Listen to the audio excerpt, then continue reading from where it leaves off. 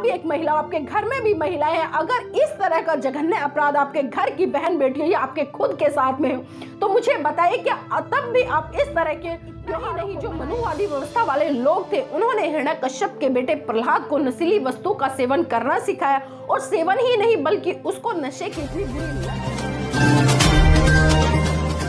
होली के दिन दिल खिल जाते हैं, रंगों में रंग मिल जाते हैं, गिले शिकवे छोड़ के दोस्तों दुश्मन भी गले मिल जाते हैं। होली के दिन दिल खिल जाते हैं, रंगों में रंग मिल जाते हैं। जय भीम, नमो बुद्धाय। साथियों जैसा कि आप मेरी पंक्तियों से समझ ही गए होंगे कि आज मैं बात करूंगी होली को लेकर। जी हाँ, होली के त्योहार को पूरे भारत देश में बड़ी धूमधाम के साथ में मनाया जाता है और विभिन्न राज्यों में अपने अपने तरीके से होली का दहन किया जाता है। साथियों अक्सर स्कूलों में आज तक भारत के जो बच्चे हैं उनको पढ़ाया गया है कि जो होलिका है वह हिरण्यकश्यप की बहन थी, और हिरण्यकश्यप एक बहुत ही शक्तिशाली राजा था। उसका एक पुत्र था जिसका नाम था प्रहलाद, और जो प्रहलाद था वह भगवान विष्णु की स्तुति करता था। और यही बात हिरण्यकश्यप को गवारा नहीं थी कि उसका बेटा उसके होते हुए किसी अन्य की स्तुति करे। और इसी के साथ साथ जो होलिका थी उसको ये भी वरदान था कि वो अग्नि में बैठ जाएगी तो जलेगी नहीं, और इसी का फायदा हिरण्यकश्यप ने उठाया और हिरण्यकश्यप ने अपने बेटे प्रहलाद को होलिका की गोद में बिठाकर अग्नि में बिठा दिया। लेकिन साथियों बताया जाता है और पढ़ाया जाता है अब तक इतिहास में, किताबों में, स्कूलों में कि होलिका तो जलकर राख हो गई, लेकिन जो प्रहलाद था वो बच गया क्योंकि वो विष्णु का बड़ा भक्त था। अब सोचने वाली बात यह है साथियों कि इस कहानी के पीछे जो घटना बताई गई क्या वो सही मायने में सत्य है या इस को तोड़ मरोड़ कर बताया गया है। साथियों मैं आपको लेकर चलना चाहूंगी इतिहास के उन पन्नों पर जो इस घटना को बिल्कुल ही नकारता है और बात करता है कि इस घटना के पीछे जो घटनाएं आज तक पढ़ाई गई स्कूलों में ये घटना ये ना होकर बल्कि इसके पीछे कुछ और ही इतिहास जुड़ा है। तो साथियों मैं आपको अवगत कराना चाहती हूँ इस इतिहास से, क्योंकि आज तक हम मेरे समाज, इस भारत देश की महिलाएं, इस भारत देश के लोग बहुत बड़ी भ्रांति में जी रहे थे और जाने अनजाने में कहीं ना कहीं एक निर्दोष महिला की मृत्यु पर जश्न मनाने का काम कर रहे थे। तो साथियों मैं आपको बताना चाहती हूँ कि हिरण्यकश्यप उत्तर प्रदेश के हरदोई जिले के रहने वाले थे और उनका जो हरदोई जिले है साथियों उसका पहले नाम था हरिजमा द्रोही, मतलब सीधा सीधा भगवान का विरोध करने वाला। क्योंकि जो हिरण्यकश्यप थे वो पाखंडवाद के खिलाफ, अंधविश्वास के खिलाफ समय समय पर लोगों को जागृत करते रहते थे और इसी के साथ साथ में जो उनकी बहन थी होलिका वो भी उस कार्य में सक्रिय भूमिका निभाती थी और लगातार उनके साथ में इस काम को आगे बढ़ाने का प्रयास करती थी। और यही चीजें साथियों जो वहां की मनुवादी व्यवस्था थी, मनुवादी लोग थे, जो आर्यन लोग थे, उनको बिल्कुल भी पसंद नहीं थी, क्योंकि वो कभी ये नहीं चाहते थे कि जो उनकी द्वारा आडंबर रचे गए, जो पाखंडवाद रचे गए हैं उसको कोई नकारने का काम करे। लेकिन इसी कड़ी में हिरण्यकश्यप और होलिका बड़ी ही बखूबी से काम कर रहे थे और ये बात साथियों उन लोगों को गवारा नहीं हुई जो लगातार इस व्यवस्था का पालन पोषण कर रहे थे। हिरण्यकश्यप का एक बेटा था जिसका नाम था प्रहलाद। प्रहलाद बहुत ही चंचल स्वभाव का था। वो अपने आस पड़ोस में उन मनुवादी लोगों के बच्चों के साथ में खेला करता था जो लोग लगातार हिरण्यकश्यप का विरोध करते थे, क्योंकि साथियों वो लगातार अंधविश्वास, पाखंडवाद को बढ़ावा दे रहे थे और इसीलिए उन्होंने अपने चंगुल में अपने बच्चों के माध्यम से प्रहलाद को फंसाने का काम किया। और इतना ही नहीं, जो मनुवादी व्यवस्था वाले लोग थे उन्होंने हिरण्यकश्यप के बेटे प्रहलाद को नशीली वस्तु का सेवन करना सिखाया और सेवन ही नहीं बल्कि उसको नशे की इतनी बुरी लत लगा दी थी कि वो उनके बिना रह ही नहीं सकता था। जब लगातार जो हरदोई के लोग थे लगातार राजा के पास में शिकायत लेकर जाते थे कि राजा आपका बेटा प्रहलाद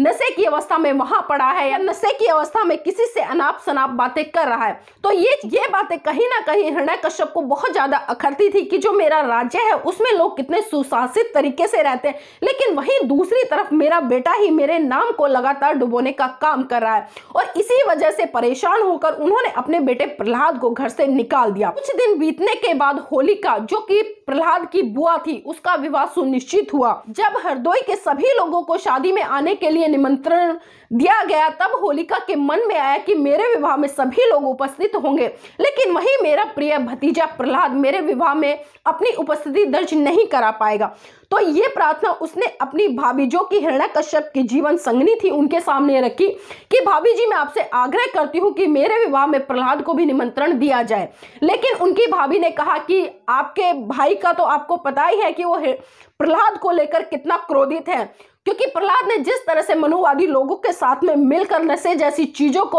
अपने अंदर ग्रहण कर लिया और लगातार अपने पिताजी का अपमान करते रहे हैं, इस वजह से आपके भैया नहीं चाहते कि वो शादी में आए। लेकिन फिर भी उन्होंने होलिका को परमिशन दे दी कि आप खुद जा सकती है, आप उनको बुला लाइए। तो फिर क्या था, होलिका अपने भतीजों को बुलाने के लिए चली गई। जब उसने गांव में जाकर आसपास पूछा कि आपने किसी ने मेरे भतीजे प्रहलाद को देखा, तो वहां पर जो हिरण्यकश्यप से बैर लगते थे मनुवादी व्यवस्था के लोग, जो आर्यन लोग थे, उन्होंने कहा हाँ, हमने आपके भतीजों को देखा, आप गांव के थोड़ा बाहर जाइए, वो वहां पर खेतों पर है। जब होलिका वहां पर पहुंची तो उसने अपने भतीजे प्रहलाद को नशे की बुरी अवस्था में देखा। वो पूरी तरह से नशे में लिप्त था और जब उसने पाया कि उसका भतीजा आने में असक्षम है, लेकिन थोड़ी देर बाद ही वहां पर मन चले मनुवादी व्यवस्था के लोग आते हैं और उन्होंने उस मौके का फायदा उठाते हुए जो होलिका है उसके साथ में साथियों सामूहिक रूप से बलात्कार किया, और बलात्कार ही नहीं किया बल्कि उसको वहां पर जिंदा जला दिया गया। तो साथियों ये घटना थी उस दिन की, और इस घटना को उन्होंने तोड़ मरोड़ कर किस तरह से हमारे सामने प्रस्तुत किया। लेकिन जब सुबह हिरण्यकश्यप को इस बात के बारे में पता चला, तो साथियों आपकी जानकारी के लिए बता दूं कि जो हिरण्यकश्यप थे वो इतने न्यायवादी दृष्टिकोण के थे कि जैसे ही उनको पता चला कि इन लोगों ने मेरी बहन के साथ में सामूहिक रूप से बलात्कार करके उसको जिंदा जला दिया गया, उसको आग के हवाले कर दिया गया, तो हिरण्यकश्यप ने उन सभी लोगों का काला मुंह करके गधे पर बिठाकर पूरे हरदोई जिले का चक्कर लगवाया और उसके बाद में उन सभी लोगों को मौत के घाट उतार दिया। तो सही मायने में साथियों ये घटना थी, लेकिन कहीं ना कहीं आज जाने अनजाने में इस देश के लोग एक महिला की मृत्यु पर, वो महिला जो कि बहुत ही बुद्धिजीवी थी, तर्कवादी थी, जागरूक थी, जो समय समय पर समाज में घट रही घटनाओं को लेकर प्रचार प्रसार करती थी, लोगों को जगाने का काम करती थी, उसी महिला के साथ में मनुवादी लोगों ने सामूहिक रूप से बलात्कार किया और जिंदा उसको आग के हवाले कर दिया। तो आज आप खुद सोच सकते हैं कि आप होलिका का त्योहार किस आधार पर मना रहे हैं, और खासकर इस देश की सरकारें जो एक तरफ तो इस देश में अंतर्राष्ट्रीय महिला दिवस जैसे सम्मान आयोजित करती हैं और दूसरी तरफ वही इस देश की बहन बेटियों की अस्मिता के साथ में जो खिलवाड़ हुआ है इतिहास में, उस पर जश्न मनाए जाते हैं। फिर लगातार इस मनुवादी व्यवस्था की तरफ से आपको एक शब्द दिया गया है, त्योहार, क्योंकि इस देश में बहुत सारे त्योहार मनाए जाते हैं। लेकिन सोचने वाली बात यह है कि त्योहार का अगर हम शाब्दिक अर्थ निकालें तो उसका अर्थ निकल कर आता है कि तुम्हारी हार। जब जब इस बहुजन समाज पर अत्याचार हुआ है, जब जब इस बहुजन समाज की बहन बेटियों के साथ में सामूहिक रूप से जघन्य अपराध हुए हैं, तब तब इस मनुवादी व्यवस्था में जी रहे और पालन पोषण कर रहे लोगों ने उनको अपनी जीत का जश्न मनाने के लिए उसे का नाम रखा है त्योहार, यानी कि तुम्हारी हार। मतलब तुम हारते हो और तुम्हारी हार पर हम लोग उस दिन जश्न मनाने का काम करते हैं।